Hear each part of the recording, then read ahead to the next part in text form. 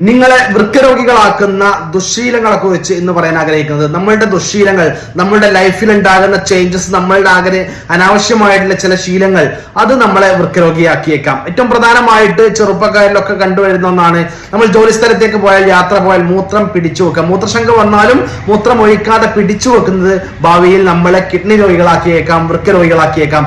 രണ്ടാമത്തെ കാര്യം, ആവശ്യമില്ലെങ്കിലും ആവശ്യമുണ്ടെങ്കിലും അമിതമായിട്ട് പെയിൻ കില്ലേഴ്സ് കഴിക്കുന്ന, അനാവശ്യമായി ഒരുപാട് മരുന്നുകൾ കഴിക്കുന്ന, ഒരുപാട് പെയിൻ കില്ലേഴ്സ് ഡോക്ടറുടെ നിർദ്ദേശമില്ലാതെ ഒരുപാട് കഴിക്കും. അങ്ങനെ അത് നമ്മളുടെ വൃക്കകളെ ബാധിക്കാം, വൃക്കരോഗികളാക്കിയേക്കാം. മറ്റൊന്ന്, ഉപ്പിന്റെ അമിതമായിട്ടുള്ള ഉപയോഗം, ഷുഗർ കണ്ടന്റ് അടങ്ങിയിട്ടുള്ള അമിതമായിട്ടുള്ള പാനീയങ്ങളുടെ ഉപയോഗം ഒക്കെ വൃക്കയെ ബാധിക്കാറുണ്ട്. മറ്റൊന്ന്, BP അല്ലെങ്കിൽ രക്തസമ്മർദ്ദം, പ്രഷർ കൺട്രോൾ ചെയ്യാതെ നിലനിൽക്കുന്നത് നമ്മളുടെ കിഡ്നിയെ ബാധിക്കാം. അമിതമായിട്ട് സ്മോക്കിംഗ്, പുകവലി, അതുപോലെ തന്നെ മദ്യപാനം ഒക്കെ വൃക്കയെ ബാധിക്കാം. വെള്ളം കുടി തീരെ കുറയുന്നതും വൃക്കയെ ബാധിക്കാം.